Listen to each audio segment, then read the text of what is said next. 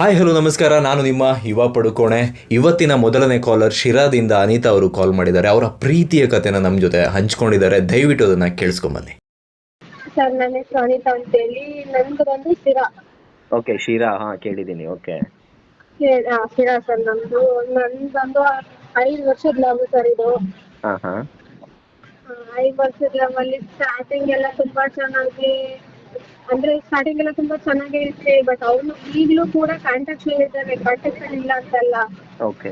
But starting ಅಲ್ಲಿ ಇದ್ದಷ್ಟು ಪ್ರೀತಿ ಈಗ ಇದೆ ಅಂತ ಹೇಳ್ತಾನೆ. ಬಟ್ ನನಗಂತೂ ಒಂಥರ ಅನ್ನಿಸ್ತಿಲ್ಲ. ನೋಡು, ಜಾಸ್ತಿ ನೀತಿ ಅದು ಇದು ಅನ್ನೋದಾದ್ರೆ ನನಗಿದೆಲ್ಲ ಇಷ್ಟನೇ ಆಗಲ್ಲ. ಯಾಕಂದ್ರೆ ಈ ಎಲ್ಲ ನನ್ನ ಪ್ರಕಾರ ಏನ್ ಗೊತ್ತಾ, ಬರೀ ಇಷ್ಟ ಪಡ್ತಾರೆ ಸುಮ್ಮನೆ. ನಮಗ ಜಾತಿ ಅಂತೆ, ಮತ್ತೆ ಮನೇಲಿ ಒಪ್ಲಿಲ್ಲ ಅದು ಇದು ಅಂತ ನಾನಾ ಕಾರಣದಿಂದ ಬಿಟ್ಟೋಗೋದೇ ಜಾಸ್ತಿ. ಸುಮ್ಮನೆ ಯಾಕೆ ಇಲ್ಲದೆ ಇರೋದೆಲ್ಲ ಮನ್ಸಲ್ಲಿ ನೋಡಿಸ್ಬೇಕು, ಆಮೇಲೆ ಬಿಟ್ಟೋಗಿ ಇದ್ ಮಾಡ್ತೀರಾ ಅಂತಾನು ಹೇಳ್ದೆ ನಾನು. ಇಲ್ಲ ನಾನು ಮನೇಲಿ ಒಪ್ಪಿಸ್ತೀನಿ ಅದೇ ಇದೆ ಅಂತ ಎಲ್ಲ ಹೇಳಿದ್ರು. ಫಸ್ಟ್ ಒಪ್ಪಿ ಆಮೇಲೆ 2 ದಿವಸಕ್ಕೆ ಏನಾಯ್ತು ಅಂತಾನೆ ಗೊತ್ತಿಲ್ಲ. ಹೇಳಿದ ತಕ್ಷಣ ಆಮೇಲೆ ತಿರ್ಗಾ ಇಲ್ಲ ಆಗಲ್ಲ ಹಂಗೆ ಹಿಂಗೆ ಅಂತ ಹೇಳ್ಬಿಟ್ಟು ಎಷ್ಟು ಚೇಂಜ್ ಮಾಡ್ಬಿಟ್ಟು, ಅಂದ್ರೆ ಅವ್ನ ಮೈಂಡ್ ಅಲ್ಲಿ ಇದ್ದಿದ್ದು ಕೂಡ ಚೇಂಜ್ ಮಾಡ್ಬಿಟ್ರು. ನಮ್ಮ ಅಮ್ಮ ಏನ್ ಹೇಳ್ತಾರೆ, ಅವ್ರ ಸಿಚುವೇಶನ್ ಬೆಳೆಸಿರೋದು, ಅಮ್ಮ ಹೇಳ್ದಂಗೆ ಕೇಳಕ್ಕಾಗೋದು, ಅವ್ರು ಒಪ್ಪಿದ್ರೆ ಮಾತ್ರ ಮದ್ವೆ ಆಗೋದು ಅಂತ ಹೇಳ್ಬಿಟ್ಟು ಆಟ ಮಾಡ್ಕೊಂಡು ಕುತ್ಕೋಗ್ಬಿಟ್ಟ. ಸೊ ಇವಾಗ ನಿಮ್ ಮನೇಲಿ ಏನ್ ಹೇಳ್ತಾ ಇದಾರೆ ಈಗ? ನಮ್ಮ ಮನೇಲಿ ನೀನು ಅಂತಂದ್ರೆ ನಾನು ಎಲ್ಲಾದ್ರೂ ನೋಡಿ ಮದುವೆ ಮಾಡ್ತೀನಿ ಅಂತ. ನನಗೆ ಒಂದ್ ಹೇಳ್ತೀನಿ, ಅವ್ರು ಸಿಗ್ತಾರೋ ಬಿಡ್ತಾರೋ ಗೊತ್ತಿಲ್ಲ. ಒಂದ್ಸಾರಿ ಇಷ್ಟ ಕೊಟ್ಟಿದ್ಮೇಲೆ ಇವ್ರಿಗೆ ಇಷ್ಟೊಂದೆಲ್ಲ ಇದ್ ಮಾಡಿ ಅವ್ನ್ ನನಗ್ ಮೋಸ ಮಾಡಿದಾನೋ ಬಿಟ್ಟಾನೋ ನಂಗೆ ಗೊತ್ತಿಲ್ಲ. ಬಟ್ ಬೇರೆಯವ್ರ ಜೊತೆ ಇರ್ಬೇಕು ಅಂತ ಮನ್ಸು ಯಾವ್ದೇ ಕಾರಣಕ್ಕೂ ಒಪ್ಪಲ್ಲ. ನಾನೀಗ ಇವ್ನು ಬಿಟ್ಟು ಬೇರೆ ಜೊತೆ ಮದ್ವೆ ಆದ್ರೆ ಸಮೇತ ಅಂದ್ರೆ ನಾನು ಅವನಿಗೆ ಮೋಸ ಮಾಡ್ದಂಗ ಆಗುತ್ತೆ, ಯಾಕೋ ಹುಡ್ಗನ್ ಮೋಸ ಮಾಡ್ದಂಗ ಆಗುತ್ತೆ. ಪ್ರೀತಿ ಮಾಡಿ ಮದ್ವೆ ಆಗೋದು ತಪ್ಪು ಆದ್ಮೇಲೆ, ಮದ್ವೆ ಮಾಡಿದ್ಮೇಲೆ ಪ್ರೀತಿ ಮಾಡೋದು ತಪ್ಪು ತಾನೆ. ನನ್ ಪ್ರಕಾರ ಇದು ತುಂಬಾ ಈ ತರ ಅನ್ನಿಸ್ತಿದೆ. ಪ್ರತಿ ಸಾರಿ ಎಷ್ಟೋ ಸಾರಿ ಹೂ ಅಂತ ಹೇಳಕ್ ಹೋದಾಗೆಲ್ಲ ಪ್ರತಿ ಸಾರಿ ನಾನು ಅವನಿಗೆ ಮೋಸ ಮಾಡ್ದಂಗಾಗುತ್ತೆ ಅಂತ ಸುತ್ತಿ ಮನ್ಸಿಗೆ ನೋವಾಗುತ್ತೆ. ಏನ್ ಮಾಡ್ಬೇಕು ಅಂತಾನೆ ನನಗೆ ಗೊತ್ತಾಗ್ತಿಲ್ಲ. ಅವ್ರೇನಾದ್ರು ಹೇಳ್ತಾ ಇದಾರಾ, ನೀವು ಇಲ್ಲ ನೀನ್ ಮದ್ವೆ ಆಗು, ನಿಮ್ಮ ಮನೆಯಲ್ಲಿ ಹುಡುಕ್ತಾ ಇರೋ ಹುಡುಗರವ್ರ ಜೊತೆನೆ ಮದ್ವೆ ಆಗು?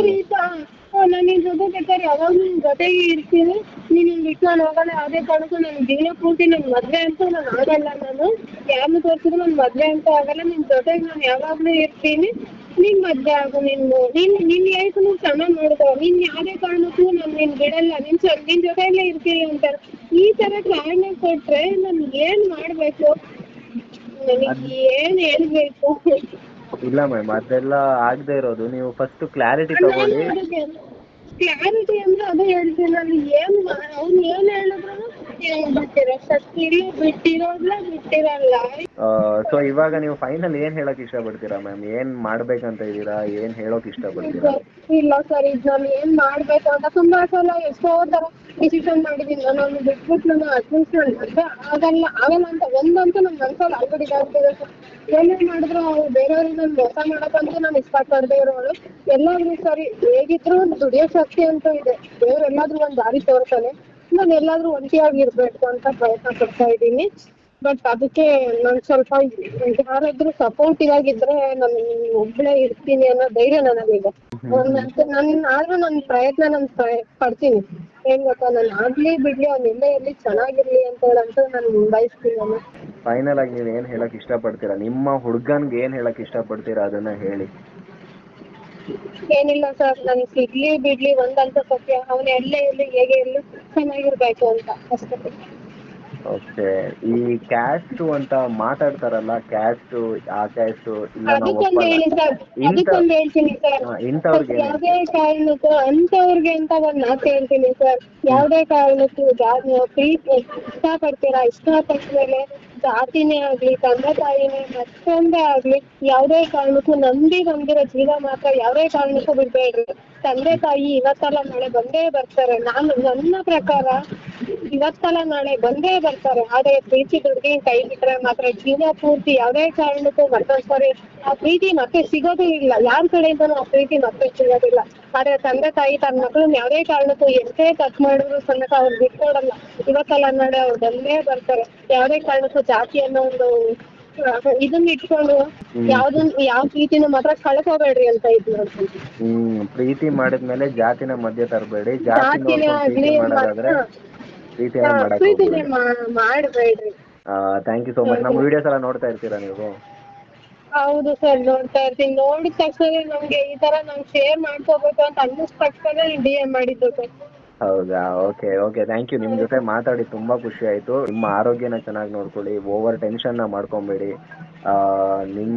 ನೀವು ಫಸ್ಟ್ ನೀವು ಚೆನ್ನಾಗಿದ್ರೇನೆ ಎಲ್ಲ ಚೆನ್ನಾಗಿರುತ್ತೆ. ಆದಷ್ಟು ನಿಮ್ಮ ಪ್ರೀತಿನ ಉಳಿಸ್ಕೊಳ್ಳೋದಕ್ಕೆ ಟ್ರೈ ಮಾಡಿ. ಸ್ವಲ್ಪ ವೆಯ್ಟ್ ಮಾಡಿ. ಇಷ್ಟು ವರ್ಷ ವೆಯ್ಟ್ ಮಾಡಿದ್ರಿ, ಇನ್ನೊಂದು ಸ್ವಲ್ಪ ವೆಯ್ಟ್ ಮಾಡಿ. ಏನೋ ಚೇಂಜಸ್ ಆಗುತ್ತೆ ಅಂತ ಅನ್ನಿಸ್ತಿದೆ ನನಗೆ. ಸೊ ಆ ಚೇಂಜಸ್ ನಿಮ್ಗೆ ಅದಾಗಲಿ, ಅವರು ನಿಮಗೆ ಸಿಗಲಿ ಅಂತಲೇ ನಾನು ಅಂದ್ಕೊಳ್ಳೋದು. ದಯವಿಟ್ಟು ಪ್ರೀತಿಲಿ ಜಾತಿನ ಮಧ್ಯೆ ತರಬೇಡಿ. ಆ ಥರ ಇದ್ದರೆ ನೀವು ಪ್ರೀತಿನೇ ಮಾಡೋದಕ್ಕೆ ಹೋಗಬೇಡಿ. ಪ್ರೀತಿ ಮಾಡಿದ್ಮೇಲೆ ಜಾತಿನ ಮಧ್ಯೆ ತಂದು ಆ ಒಂದು ಪ್ರೀತಿನ ದೂರ ಮಾಡೋದಕ್ಕೆ ಹೋಗಬೇಡಿ ಅಂತ ಹೇಳ್ತೀನಿ. ಅನಿತಾ ಅವರೇ, ನೀವು ಪ್ರೀತಿಸಿದ ಹುಡುಗನೇ ನಿಮಗೆ ಸಿಗಲಿ ಅಂತ ನಾನು ಕೂಡ ಬಯಸೋದು. ಅನಿತಾ ಅವರ ಹುಡುಗ ಒಂದು ವೇಳೆ ಈ ಒಂದು ವಿಡಿಯೋನ ನೋಡ್ತಾ ಇದ್ದರೆ ದಯವಿಟ್ಟು ನೀವು ನಿಮ್ಮ ಹುಡುಗಿಯ ಜೊತೆ ಸ್ಟ್ರಾಂಗ್ ಆಗಿ ನಿಲ್ಲಿ ಅಂತ ಹೇಳೋದಕ್ಕೆ ಇಷ್ಟಪಡ್ತೀನಿ. ನಿಮ್ಮ ಬಗ್ಗೆ ತುಂಬ ಆಸೆ ಕನಸುಗಳನ್ನು ಇಟ್ಕೊಂಡಿದ್ದಾರೆ. ಸೊ ನಿಮ್ಮ ಪ್ರೀತಿನ ಬಿಟ್ಕೊಳ್ಬೇಡಿ. ಆ ದೇವರು ನಿಮ್ಮಿಬ್ಬರ ಪ್ರೀತಿಯನ್ನು ಒಂದು ಮಾಡಲಿ ಅಂತ ಈ ಮೂಲಕ ಕೇಳ್ಕೊಳ್ತೀನಿ. ನಿಮ್ಮ ಪ್ರೀತಿಯನ್ನು ನಮ್ಮ ಜೊತೆ ಹಂಚ್ಕೊಳ್ಳೋದಕ್ಕೆ ತುಂಬ ಧನ್ಯವಾದಗಳು. Thank you so much. ನಮ್ಮ ನೆಕ್ಸ್ಟ್ ಕಾಲರ್ ಸಾಗರ್ ಅವರು ಮಂಡ್ಯದಿಂದ ಕಾಲ್ ಮಾಡಿದ್ದಾರೆ. ಅವರ ಪ್ರೀತಿಯ ಕಥೆಯನ್ನು ನೀವು ಕೇಳ್ಕೊಂಬನ್ನಿ. ಅದೇ ನಿಮ್ ವಿಡಿಯೋಸ್ ಎಲ್ಲ ನೋಡ್ದೆ ಬ್ರೋ, ತುಂಬಾ ಇಷ್ಟ ಆಯ್ತು bro. Okay, thank you bro ಅದಕ್ಕೆ ಮೆಸೇಜ್ ಆಗ್ತೇ ಬ್ರೋ. ಚೆನ್ನಾಗಿ ಕಾಂಬಿನೇಷನ್ ಇತ್ತು ಬ್ರೋ. ಓಕೆ. ಅವ್ರ ಅಕ್ಕನಿಂದ ಹಿಂಗೆ ಆಯ್ತು ಅಂತ ಜಗಳ ಆಯ್ತು ಅಂತ ದೂರ ಆಮೇಲೆ ಅವಳು ತೀರ್ಗಿ ಮತ್ತೆ ಲವ್ ಮಾಡಿ ಬೇರೆ ಹುಡುಗನಿಗೆ ಮದುವೆ ಆಗಿತ್ತು ಬ್ರೋ. ಅಂದ್ರೆ ಇವಾಗ ಅವರು ಇನ್ನೊಬ್ರನ್ನ ಲವ್ ಮಾಡಿನೇ ಮದುವೆ ಆದ್ರಾ? ಹೌದು ಬ್ರೋ. ಅಂದ್ರೆ ನಿಮ್ಮನ್ನ ಯಾಕೆ ಅವ್ರು ಒಪ್ಕೊಂಡಿಲ್ಲ? ಅದೇ ಬ್ರೋ, ಅವ್ರ ಅಕ್ಕನಿಂದ ಅವ್ರ ಅಕ್ಕ ಹಿಂಗ್ ಅಂತಾರೆ ಮದ್ವೆ ಆಗೋದ್ ಬೇಡ. ಏನ್ ಪ್ರಾಬ್ಲಮ್ ಅಂತೆ? ಅಂದ್ರೆ ನಿಮ್ ಕಡೆಯಿಂದ ಅವ್ರಿಗೆ ಏನ್ ಅವ್ರಿಗೆ ಪ್ರಾಬ್ಲಮ್? ಗೊತ್ತಾಗಿ ಅವ್ರ ಮನೆಯವ್ರ್ ಗೊತ್ತಾಗಿ ಅವ್ರ ಮನೆಯವ್ರ್ ಬೇಡ ಅಂತ ಅಂದಿಕ್ಕೆ ಬಿಟ್ಟಿತ್ತು. ಆಮೇಲೆ ಅವಳು ಬೇರೆ ಹುಡುಗನ ಲವ್ ಮಾಡಿ ಮದ್ವೆ ಆಯ್ತು. ಮತ್ತೆ ಇನ್ನೊಬ್ಬ ಹುಡುಗನ ಲವ್ ಮಾಡಿನೇ ಮದುವೆ ಆದ್ರ ಅವರು? ಬ್ರೋ ನೀವ್ ಆ ಟೈಮಲ್ಲಿ ಏನು ಆಕ್ಷನ್ ತಗೊಂಡಿಲ್ವಾ? ಕೇಳ್ದೆ ಬ್ರೋ, ನನ್ಗಿಂತ ಹುಡ್ಗಿ ಚೆನ್ನಾಗಿರೋಳು ಬೇರೆ ಸಿಗ್ತಾಳೆ. ಹ್ಮ್. Okay okay. ಮಾಡ್ಲಿ bro. ನೀವು ಕೂಡ ಸುಮ್ನಾಗ್ಬಿಟ್ರಾ?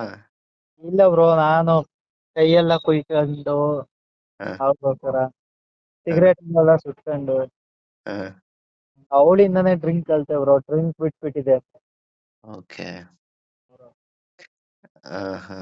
ಫೈನಲಿ ಅವ್ರ ಮದುವೆ ಆಗಿ ಇವಾಗ ಚೆನ್ನಾಗಿದ್ದಾರೆ.